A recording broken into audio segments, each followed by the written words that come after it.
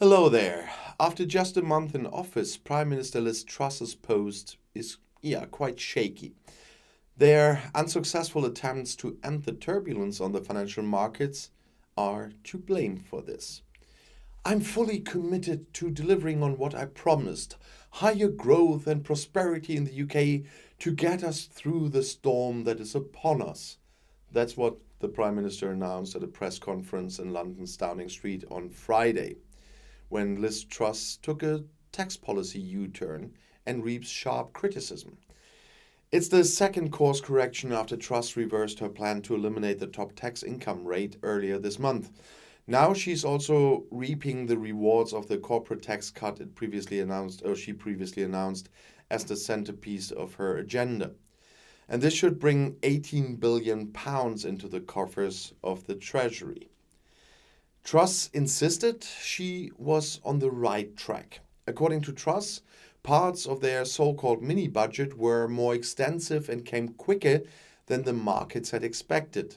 And she said, "We must now act to convince the markets of our fiscal discipline."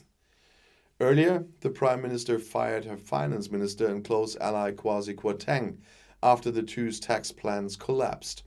Former Secretary of State and Health, Jeremy Hunt, is to succeed him. However, critics pointed out that he himself had promised even bigger tax cuts when he ran for Johnson's successor in the summer.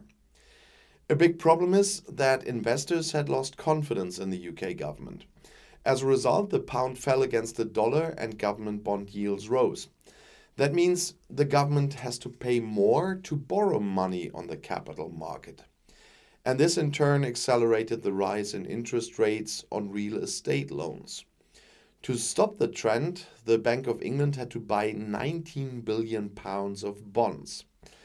It remains questionable whether the Prime Minister has regained the confidence of the financial markets in Great Britain with her appearance on Downing Street and can survive the crisis. I seriously doubt it. The Tory party is increasingly turning against Truss. A Tory MP told the BBC the party is in a state of desperation, and another MP called Ms. Truss' press conference a mega disaster. And she will have to resign. Anyone who wants to know how bad things are for Liz Truss just had to look at the front page of the Daily Star on Friday morning. In betting shops, the odds are now 6-1 that the British Prime Minister will lose her position faster than a head of lettuce rots.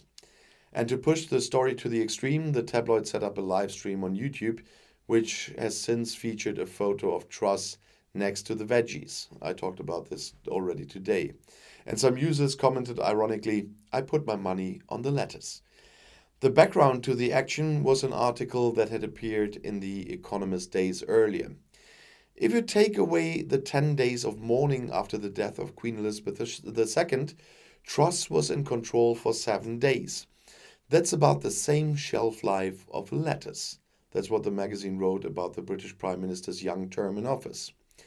An Ipsos survey recently came to the conclusion that only 16% of Brits were satisfied with it.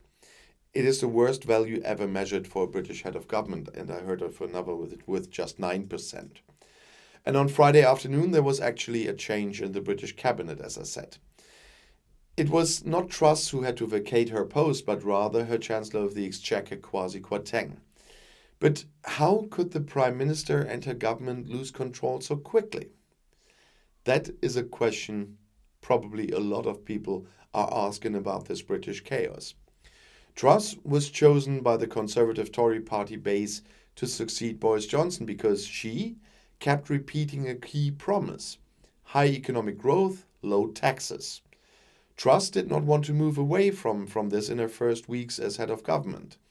So the British government wanted to finance the lack of income with new debt.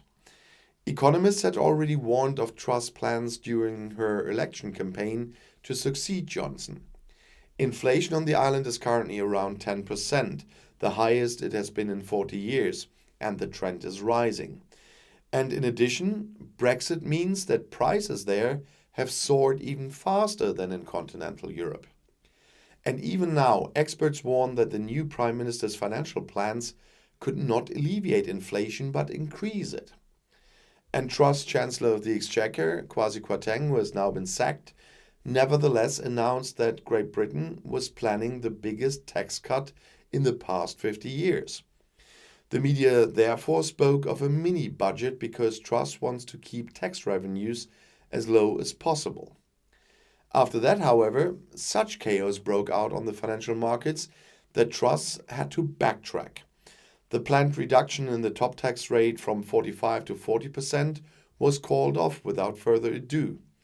British economic policy is considered delusional on the markets. That was said by Britain expert Roderick Parkes of the German Council on Foreign Relations. We understood, we listened. That was said by Kwarteng when he explained the course correction at the beginning of October. Truss let the media know that she had previously decided on the project single-handedly with her Treasury Secretary. At the same time, she emphasized that the idea for lowering on the taxes came from Kwarteng. It was probably a first indication that he would be sacrificed, which now happened. And the Chancellor of the Exchequer left early this week from a meeting of the International Monetary Fund in Washington in order to be back in London on Friday. At home, all that was left was his release. His successor will be Jeremy Hunt, who has served as Secretary of State and Secretary of Health in recent years. In order to take even more pressure out of the boiler, Truss promised another course correction. Corporate income tax is to be raised from 19 to 25% in the future. The previous government had already decided that, but Truss had planned to reverse this increase. And if you believe the British Times, the Tories' plans for a coup were already very concrete before Kwarteng was sacked. The Conservative faction is considering appointing a single candidate who could replace Truss. The talks are increasing, the newspaper quotes a former minister as saying. However, it is currently not so easy for Truss to be chased out of office by a vote of no confidence from her own group. The rules of the responsible 1922 committee stipulate that the British head of government in her first year in office will not face such a vote. The regulations would have to be changed beforehand, but even at Boris' time they talked about it. In principle, new elections could also be scheduled. That would require a two-thirds majority in the British House of Commons. However, it's questionable whether the Tories have an interest in this. In polls, the Labour Party currently sometimes has 50% of the votes, while the Conservatives are far behind at just 24%. But British political scientist Anthony Glees doesn't want to rule out the possibility of that happening if the Conservatives decide that they can no longer solve the current situation on their own. If they've lost all credibility, it would definitely make sense now to deny some Labour stuff. According to the Times report, there should be considerations that Rishi Sunak and Penny Mordaunt will set the pace for the Tories in the future. Both had previously applied to succeed Johnson, but failed because of Truss and the party base. An unnamed Tory MP outlined two possible scenarios. Sunak could take Truss' post, while Mordaunt would become Foreign Secretary and his deputy. Another possibility would be that Mordaunt becomes Prime Minister, while Sunak takes over the post of Chancellor of the Exchequer again. He previously held the post under Boris Johnson. And if you look at the mood within the Conservatives, one of the constellations would make sense. In the fight for Johnson's successor, Sunak had more advocates within the Tory faction than Truss.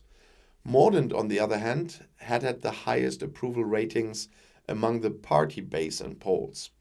Seen in this way, Truss only came to Downing Street as a compromise candidate, with whom apparently nobody is really satisfied.